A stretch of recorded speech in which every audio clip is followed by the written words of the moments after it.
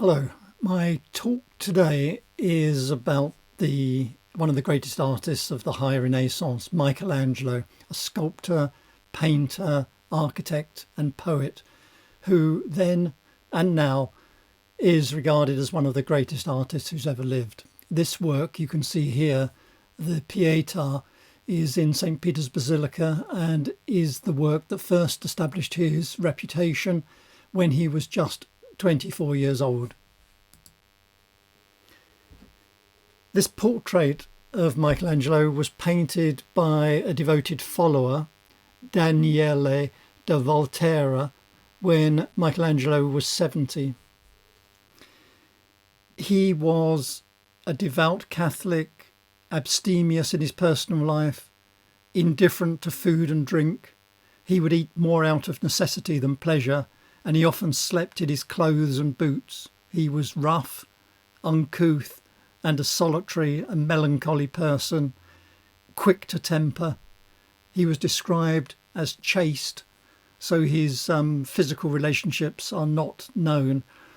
He was born Michelangelo di Lodovico Buonarroti Simoni in Caprese, Tuscany, which is about 60 kilometres east of Florence.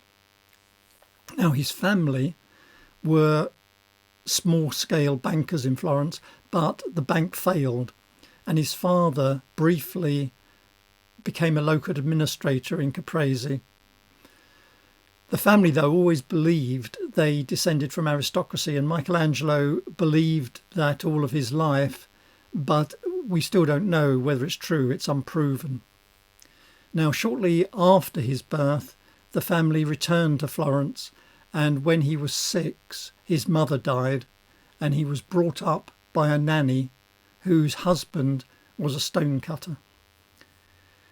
Then when he was 13, he became an apprentice to Ghirlandaio, who had the largest workshop in Florence, which was at the time the greatest centre of the arts in Italy. And the following year, his father persuaded Ghirlandaio to pay him as an artist, which was very rare at the time for a 14-year-old.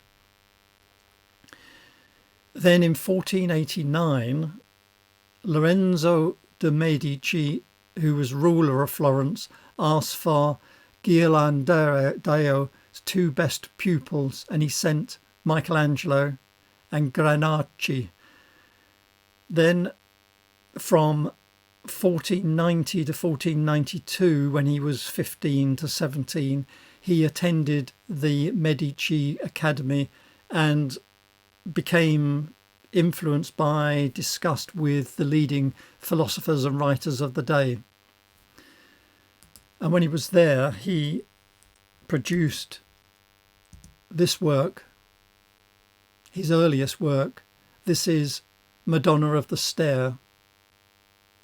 And when he was 17, he got into a fight with another pupil there, Pietro Torrigiano, who was jealous of Michelangelo, and Torrigiano struck him on the nose, disfiguring him for life. Torrigiano then fled the Florence because Lorenzo Medici had found out about this fight, and Torrigiano would have been in deep trouble.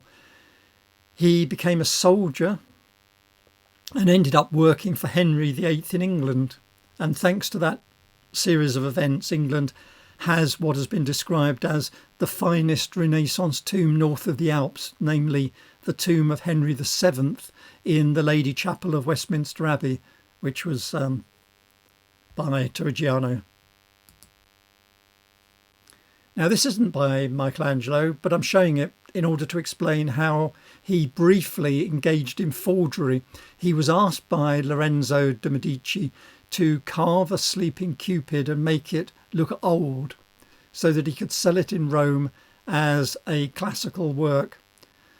We're not sure why, either to make more money from it or perhaps simply to amuse himself by fooling the purchaser. It was sold to Cardinal Raphael Riario, who discovered that it was a fraud but was so impressed by the craftsmanship, he invited Michelangelo to go to Rome with him. Michelangelo arrived in 1496, aged 21, and he continued working on this statue of Bacchus, which was commissioned by Lorenzo Medici for the garden of his villa. Now, Bacchus was the Roman god of wine, and here he's shown drunk, he stands nude, he's holding a cup and a bunch of grapes, and there's a satyr playfully tugging at his cloak. The figure is rendered with remarkable anatomical detail and captures the sensual nature of the subject. It was initially met with mixed reactions. Some admired its beauty and technical virtuosity. Others were offended both by its explicit sensuality and the fact it was a pagan god. But despite this controversy, it was regarded as a masterpiece and a testament to Michelangelo's technical ability and to his willingness to create works that challenged conventional norms.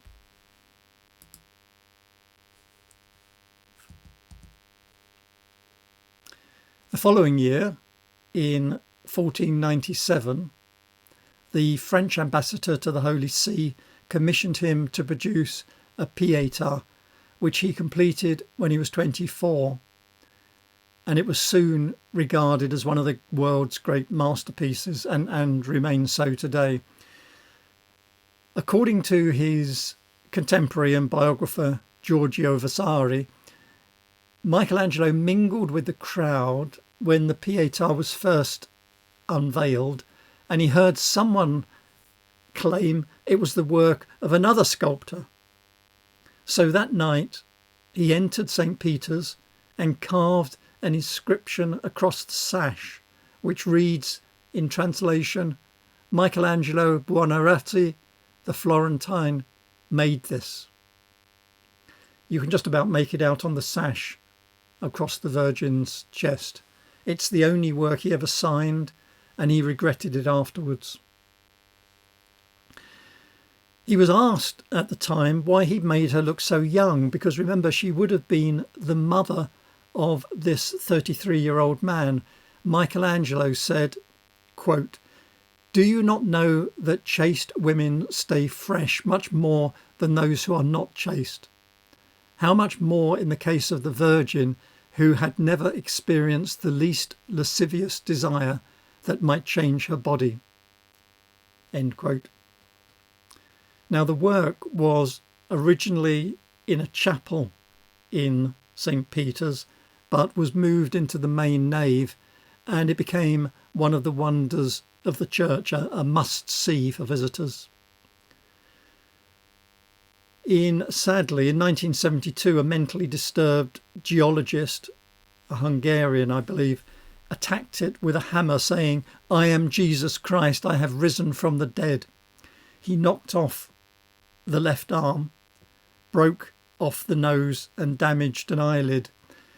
To add to the desecration and the problem, onlookers took many of the pieces of marble, including the nose, which was never returned. So a piece of marble had to be cut from her back to be used to repair the nose. The repair was quickly completed and the damage can hardly be seen today, and the statue is now protected by bulletproof glass, which in fact in the last few months has been upgraded. 4 years later, we come to another of his most famous works, David. The statue, or the block of marble, began life 40 years earlier, long before Michelangelo was born. A sculptor called Agostinho da Duccio was commissioned to produce a statue of David. He did some rough carvings of the legs and some drapery, but stopped. We don't know why. Then another sculptor, Antonio Rossellino, was commissioned to complete the work, but then his contract was terminated and we don't know why.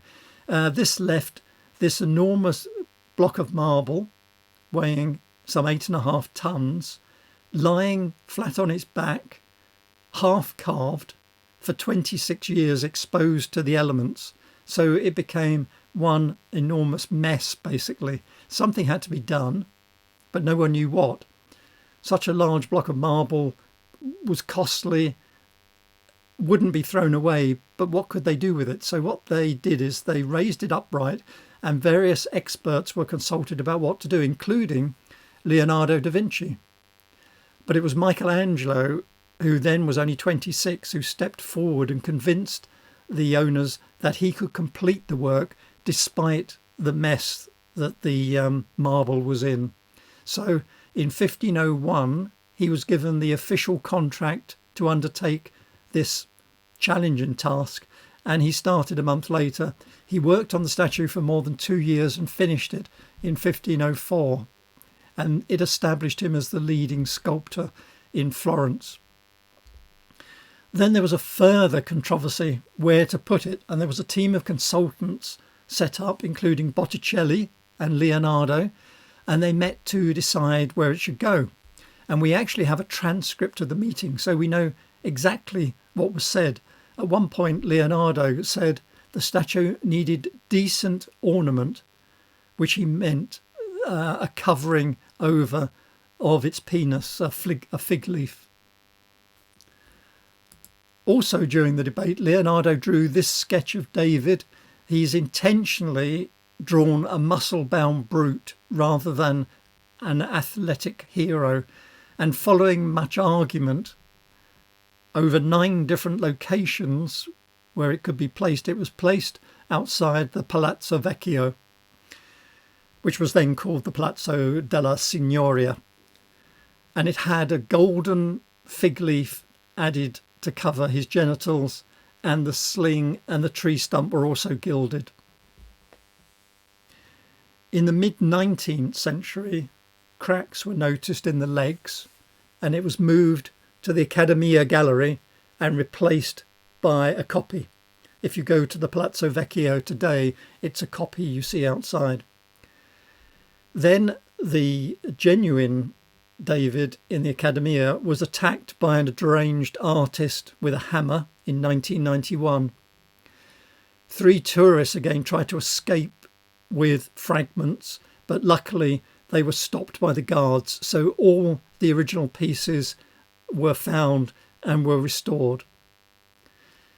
The cracks in the statue have been analysed, and it's now believed they were probably caused by a flood in 1844 that caused the base to tilt slightly, just a few degrees, and that threw the 8.5 tons forward, which put pressure on the legs in a way it wasn't designed. And so the statue is now being carefully monitored by high-resolution 3D scanning to make sure that the condition doesn't deteriorate further. It just shows you the skill with which Michelangelo carved this statue, because he had to retain the centre of gravity directly below the points of support, so it didn't play just a few degrees out, and we now know it would have placed undue strain on the legs and caused them to crack. Also at this time, Michelangelo was commissioned to produce a Holy Family we see here, now known as the Doni Tondo. It's a circular painting. It was commissioned by a wealthy Florentine banker called Agnolo Doni in 1503, and this masterpiece shows Michelangelo's extraordinary talent both as a sculptor and as a painter. In fact, he was a true Renaissance man because he was renowned at the time as a sculptor, painter and a poet. So this Doni Tondo depicts the Holy Family. We see the Virgin Mary at the front, Joseph behind, and the infant Jesus. They're surrounded by a circular frame of figures. The figures in the background are naked, which has given rise to much scholarly debate. One possibility is that Michelangelo was symbolising the pagan past, that is, humanity before the advent of Christianity, or perhaps humanity in its natural state, devoid of divine grace, as represented by the Holy Family. Whatever, it was immediately hailed as a masterpiece. It was praised for its innovative composition, its technical brilliance and its emotional impact, and it solidified his reputation as a painter as well as a sculptor. Now there's an incident I'd like to mention as it's become legendary, and it took place here outside the building you can see on the left, which is the Palazzo Spini in Florence. There were a group of people sitting on benches at the bottom of the palazzo discussing Dante Alighieri's poetry. And as it happened, Leonardo da Vinci was strolling past, and so they asked him his opinion. And then at the same time, Michelangelo came strolling by, and Leonardo suggested to them that they ask Michelangelo, as Leonardo knew he loved poetry. Now, Leonardo was elegant and sophisticated. Michelangelo was like a bear, quick to temper, but he was recognised as a leading poet. But nevertheless, Michelangelo immediately took offence, as he thought Leonardo was mocking him, because of course Leonardo was also known as a poet. And Michelangelo said, it's believed, and I quote, "Explain it yourself, you who designed a horse to be cast in bronze, which you could not cast and shamefully gave up." And on saying that, Michelangelo turned and left, and Leonardo remained, his face red. We don't know whether this incident is true, but it's reported by multiple sources, as well as other insults by Michelangelo towards Leonardo, and although more subtly in the opposite direction as well. And this strange relationship today would perhaps just give rise to the two of them disliking or perhaps hating each other. But at the time in Italy, this was a vendetta. This was a matter of life and death. The way Vasari in The Lives of Artists puts it is, quote, "There was very great disdain between Michelangelo, Buonarroti and him, Leonardo." And on account of this and other reasons, Michelangelo left Florence, having been summoned by the Pope to complete the facade of San Lorenzo. Leonardo also, a few years later, departed and went to France, where the king, who had bought works by Leonardo and bore him great affection, and he asked him to come to France to colour the cartoon of Saint Anne. But Leonardo, according to his custom, put him off for a long time with words. That's according to Vasari. Now, I mention this to set the scene for the next commission. This is the Hall of 500. It was used by the Great Council of Florence, which was a kind of government of 500 citizens.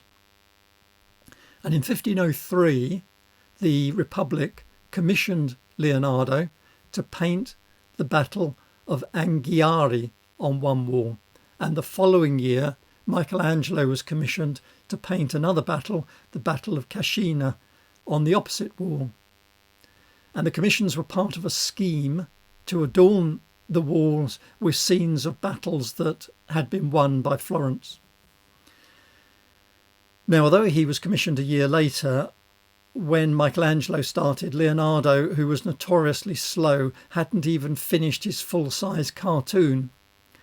Now, the two paintings were very different. Leonardo depicted soldiers fighting on horseback. Michelangelo has soldiers being ambushed as they bathe in the river. Unfortunately, both are now lost. And in fact, Michelangelo, we believe, never started his fresco. So how do we know what they look like? Well, all we have of Leonardo's work is copies produced by other artists. That's because between 1555 and 1572, the hall was enlarged, and during that, the famous but unfinished work by Leonardo was lost, and Vasari who was commissioned to paint a fresco over it. This is a drawing by Peter Paul Rubens based on an engraving of 1553. That was before it was painted over, by Lorenzo Zacchia. And it was made, we believe, either from the fresco or possibly from the cartoons made by Leonardo. That's the drawings he used and transferred to the wall. It depicts the Battle of Anghiari, which was fought in 1440 between Milan and the Italian League, which was led by Florence. And the battle was a victory for the Florentines and enabled Florence to dominate the centre of Italy. Now, the fresco, the lost fresco, is referred to as the lost Leonardo, and some commentators believe it's still hidden beneath the later fresco on the hall, in the Hall of 500, produced by Vasari. One piece of evidence: in the upper part of Vasari's fresco, which is still there, there's a Florentine soldier waving a green flag with the words "Cerca trova, he who seeks finds." This could be a coded message from Vasari. So, using non-invasive techniques, including high-frequency surface-penetrating radar and a thermographic camera, there was a survey of the hall made. And among other findings, it was discovered that Vasari had built a curtain wall in front of the original east wall and painted his fresco on the new wall.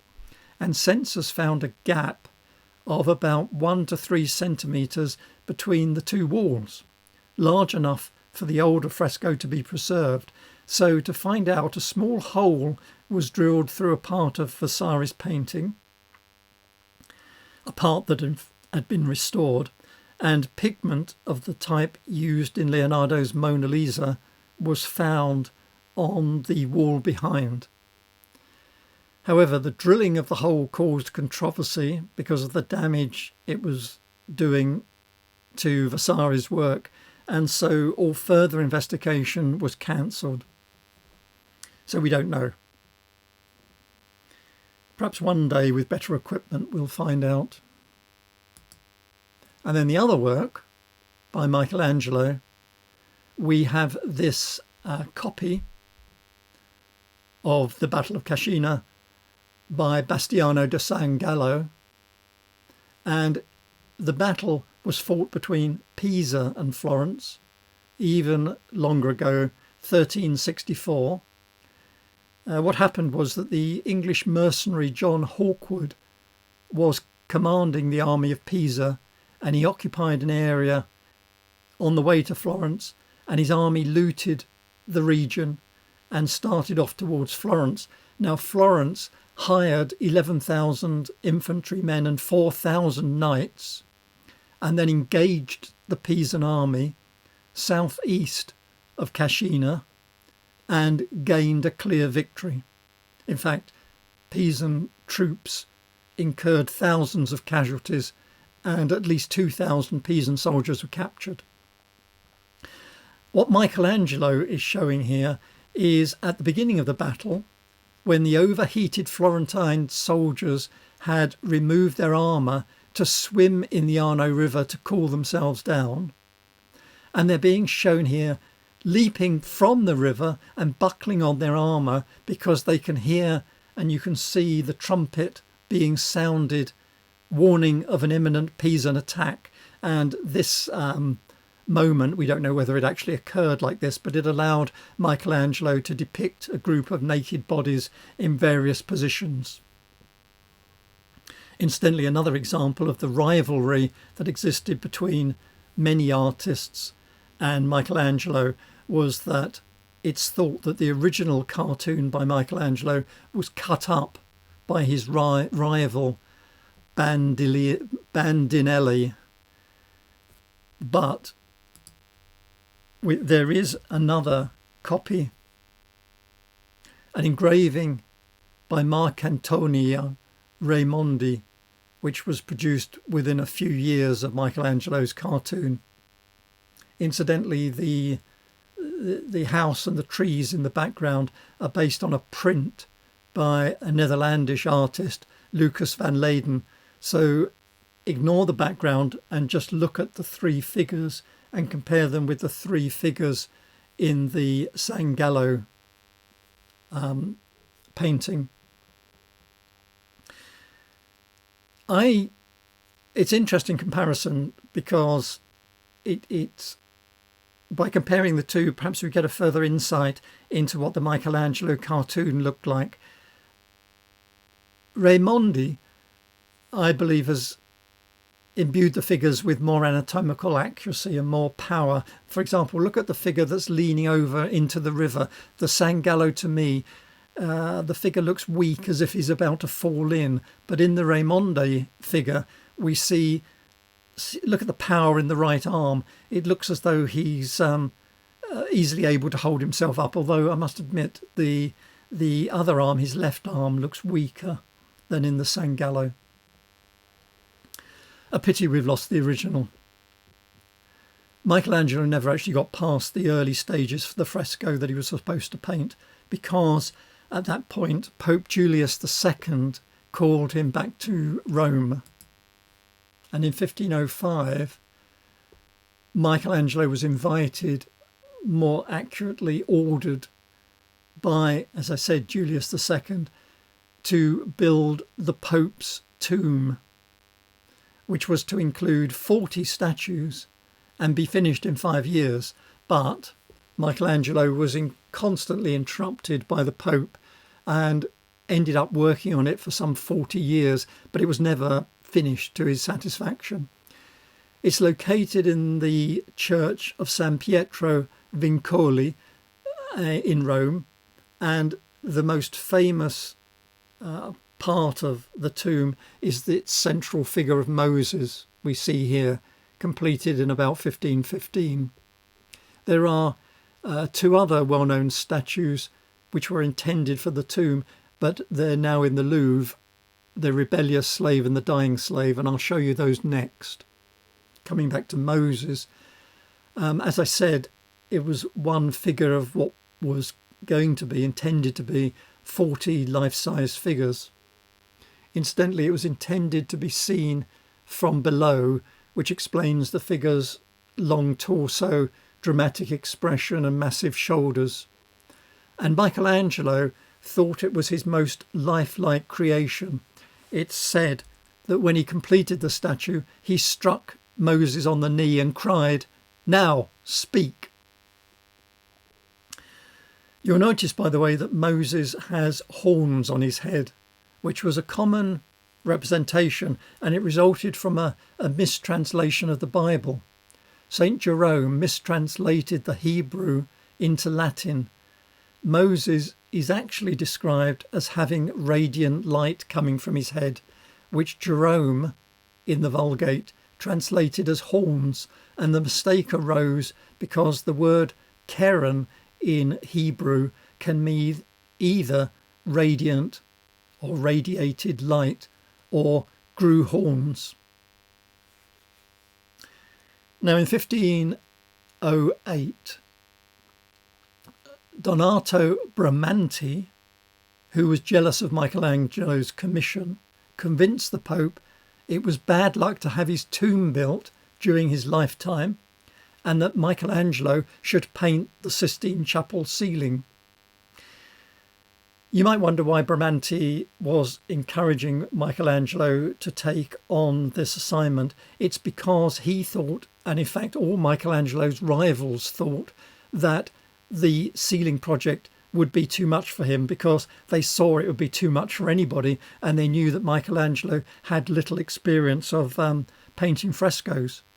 So they thought he would be unable to complete it, and that would humiliate him, and he would leave Rome, leaving them with all the best commissions. It was real cutthroat rivalry. Before I go on to that, these are two figures I mentioned now in the Louvre, the Rebellious and the Slave and the Dying Slave. They were designed, incidentally, to be seen only from the front. They were in niches, and so the side view received less care. The dying slave on the right, it has a marked contrapposto stance, suggesting perhaps waking from sleep. And the statue is almost finished, and I quote, shows a superbly young and handsome and apparently in a deep, perhaps eternal sleep. The Rebellious Slave is different. It shows, quote, a coarser figure whose body seems engaged in a violent struggle. Incidentally, if you look closely at the Rebellious Slave, the face and the shoulder, you'll see a disfiguring crack. It comes from a flawed block of marble. Michelangelo was well aware of this problem, well, all sculptors were, and chose larger blocks than he needed. So if he came across a flaw, he could often work around it. But as carving continually removes material, it reduces the options as you proceed. So if you only find it at the last minute, there's not much you can do about it.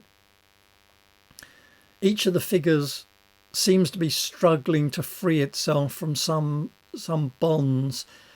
It gives a unique insight into Michelangelo's method. He believed that by carving away the stone, he was revealing something that was already in the rock, or something that he perceived within the rock. The works, both of these works, are known collectively as the captives. They were originally called the prisoners, and they were only given the title slaves in the 19th century. So it's not a title given by Michelangelo. And they did have a profound influence on later sculptors, such as Rodin, who studied them in detail at the Louvre.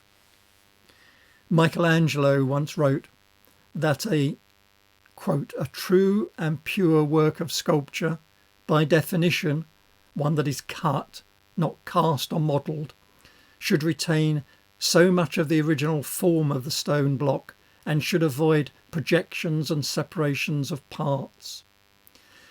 In other words, he was talking about removing what he saw as surplus material to discover the figure hidden within the block.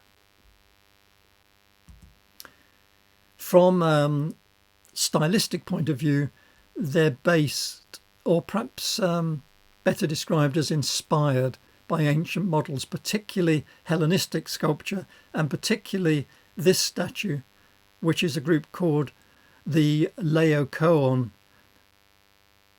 discovered in 1506. It had a profound effect on artists at the time. When working on the tomb, this Laocoon was in Michelangelo's possession, so he had every chance to examine it in detail. We now come to one of his greatest achievements, considered at the time by his fellow artists to be impossible, as I said, the Sistine Chapel ceiling. Now, the chapel itself had been built some 30 years before, and the walls had been painted by many leading artists. And you can see their works here: Sandro Botticelli, Pietro Perugino. And then Raphael designed a set of tapestries to cover the lowest level. And they're not always hung, but they're hung today on special occasions. The ceiling was originally painted with stars on a blue background. But in 1505, Julius II decided to repaint the ceiling. And as I said, he ordered Michelangelo to leave Florence to come to Rome, leaving the Battle of Cascina unfinished. Now, both Michelangelo and the Pope had fiery tempers, and they quickly argued about the commission. In fact, Michelangelo didn't want to paint the ceiling, as he'd never undertaken such a large fresco before. However, Bramante persuaded the Pope to insist that Michelangelo undertake the work, because Bramante, as I said, wanted Michelangelo to fail and be disgraced. Michelangelo returned. Some say he fled back to Florence, but the government in Florence pressed him to return. No one wanted to upset the Pope. So he came back to Rome and then couldn't agree with the Pope on the scenes to be included in the ceiling. And in the end, the Pope decided to give him a free hand. And Michelangelo had a complex scheme in mind. He wanted to represent the creation, the fall of man, the promise of salvation through the prophets and the genealogy of Christ. What he found was that Bramante had already erected or hung a scaffolding from the ceiling, which Michelangelo rejected. He had it taken down and he built his own from the floor up. And we know from a sketch and a poem by Michelangelo that he painted the ceiling not lying down as often shown, but standing with his head tilted up and his arm raised above his head. I don't understand how anyone could work that way day in, day out for months without their neck seizing up. He started with this, the drunkenness of Noah. The humiliation of the drunken Noah was seen as a prefiguration of the humiliation of Christ. The 4 inudi, which literally means naked figures around, are typical of the ceiling as a whole. There are many inudi figures. The one on the bottom right was actually damaged by a gunpowder explosion at the Castel San Angelo in 1797, and the plaster fell down and has just been plain plaster put up. Now, Michelangelo worked backwards across the ceiling, ending with this work, the Creation of Eve, in the centre, which he finished in 1510. Remember, he started in 1508. So the first half of the ceiling was unveiled the following year in 1511, and the second half was delayed. He had to have new scaffolding erected. And then he proceeded quickly. So he finished the second half of the ceiling by the end of October 1512, the following year. And this is the final scheme, over 300 figures. And you can now see where, I'll point to it here, the drunkenness of Noah, which is where he started. Then he worked this way until the centre, the creation of Eve at the very centre. And then he did the remainder of the ceiling. And when it was unveiled as a whole, it left people amazed, and they say speechless. And from then on, and for the rest of his life, he was regarded as the greatest artist of his time, and the Sistine Chapel ceiling as the greatest masterpiece of all time, a view that continues to this day.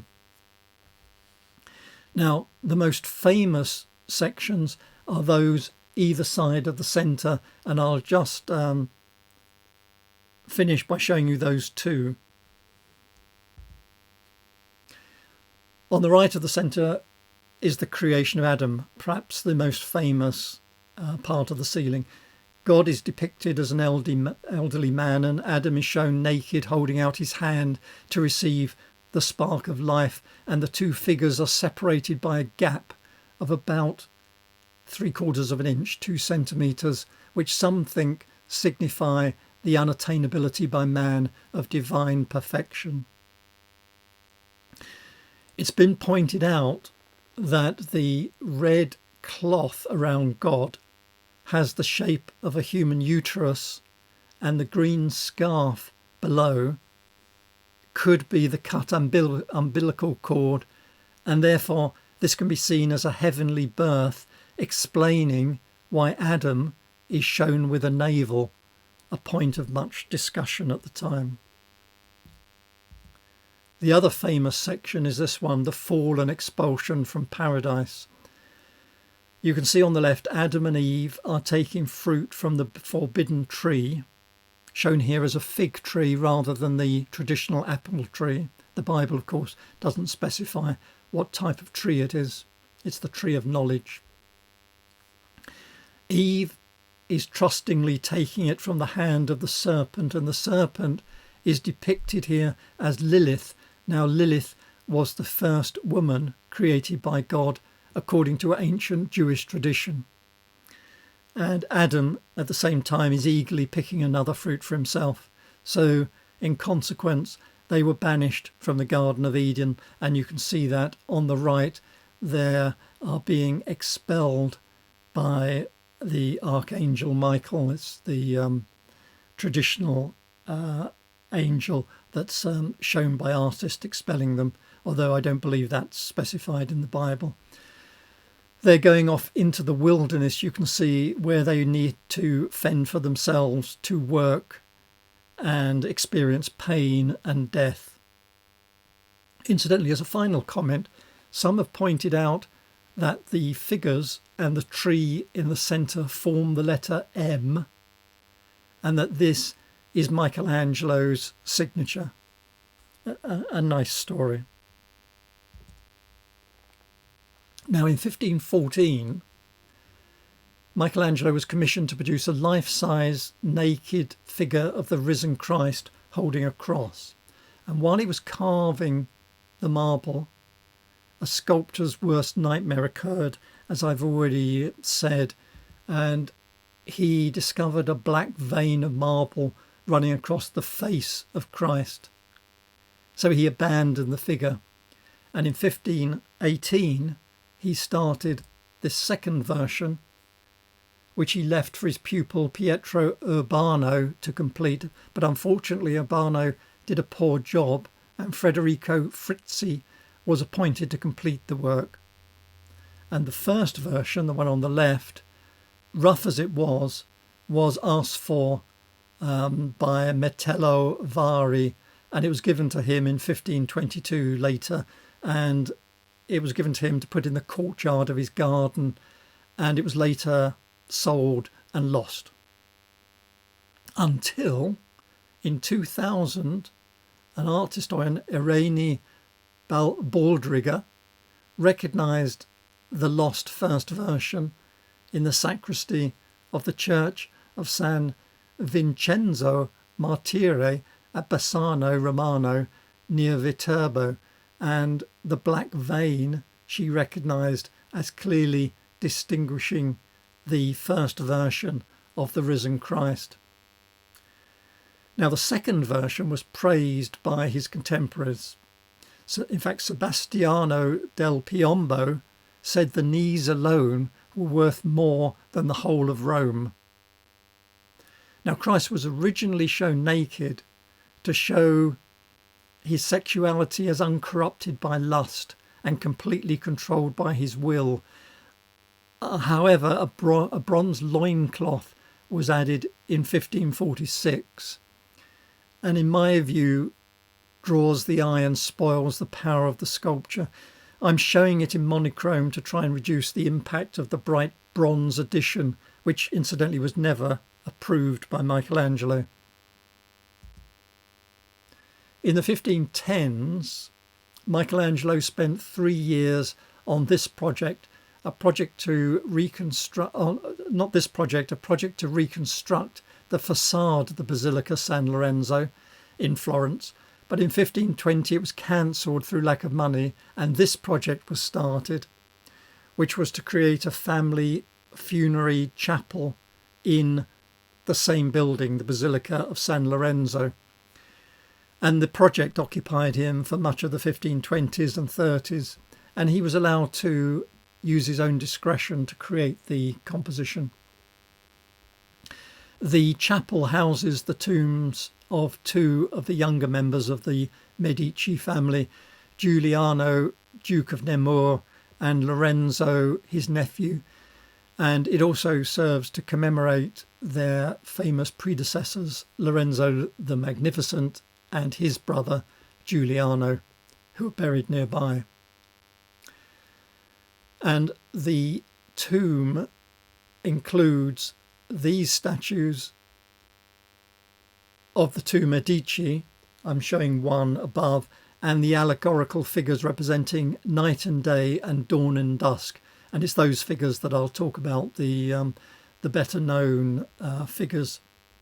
And it's these allegorical figures that I think are more interesting, as they represent the passage of time and the cycle of life and death. And therefore it's a meditation on the transience of human life and the inevitability of death.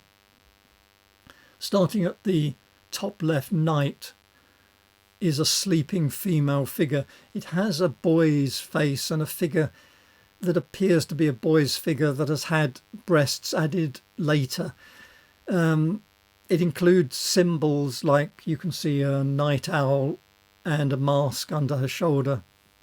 And on the right, day, is a male figure, unfinished, particularly the head. Michelangelo apparently changed his mind about the position of the head and was dissatisfied with the overall effect. Then on the bottom, on the left, is dusk, portrayed as a drowsy man in contemplation.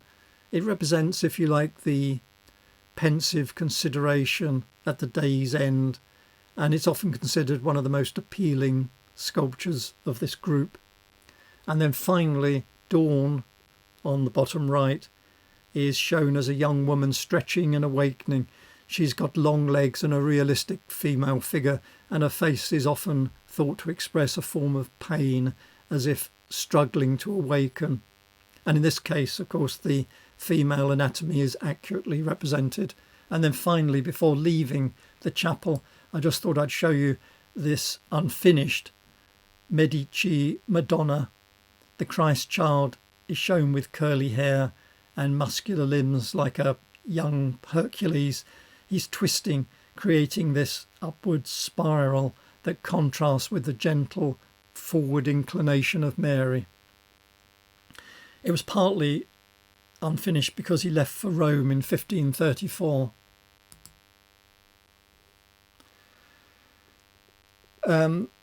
Going back to, well, in 1521, Pope Leo X died and was succeeded briefly by Adrian VI, followed by Giulio Medici, who became Pope Clement VII.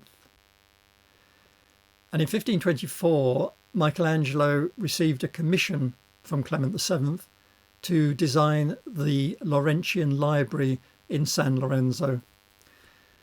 The design was so original, it's seen as a forerunner of the Baroque style.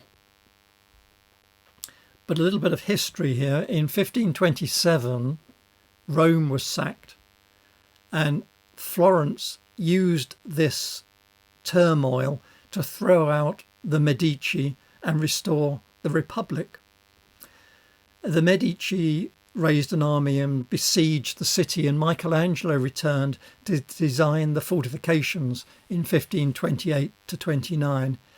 But although the fortifications held, the city was taken in 1530. The Medici were restored to power. Michelangelo was out of favour, and his name was then added to a wanted list, so he fled the city and went back to Rome, leaving his assistants to complete the Medici Chapel and the Laurentian Library. And back in Rome, he was welcomed by Pope Clement VII, even though his name was Giulio Medici, so he was a Medici. But despite that, Michelangelo's was called back by him because he needed Michelangelo's mastery, because he had decided to commission him to paint a fresco of the Last Judgement in the Sistine Chapel.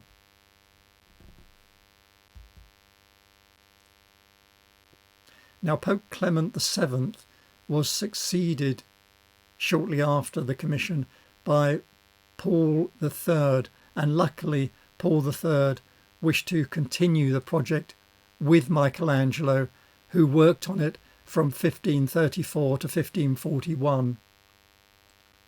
The fresco you see here is on the end wall of the Sistine Chapel, and it shows the second coming of Christ and the judgment of souls. I'll show you a close-up of part of it. Michelangelo ignored the usual artistic conventions in portraying Jesus, showing him here as a massive muscular figure, youthful, beardless and naked, surrounded by saints, amongst whom, incidentally, bottom right, is Saint Bartholomew holding a drooping flayed skin. That was the way he was martyred. And the face on the skin bears the likeness of Michelangelo. It's possibly a self-portrait.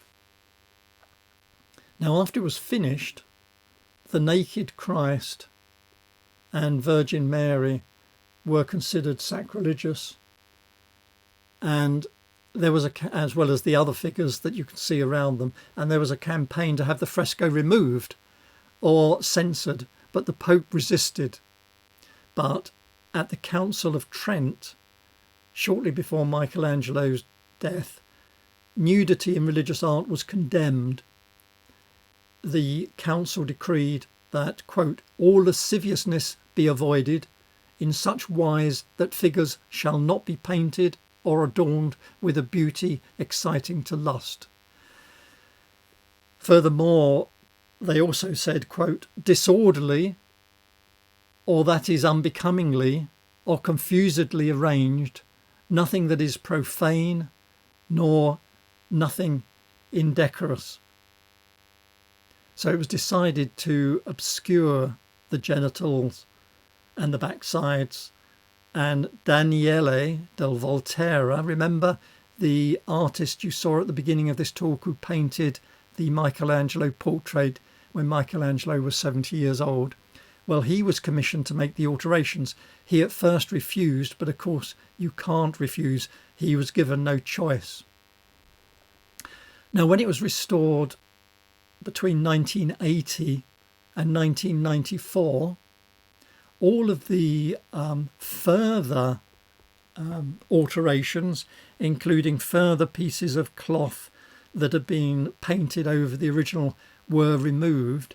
But it was decided that the Volterra changes would remain because it was thought, I'm not sure it was shown, but it was thought that Volterra had scraped away the offending parts and painted on top of fresh plaster, so there was nothing left to restore.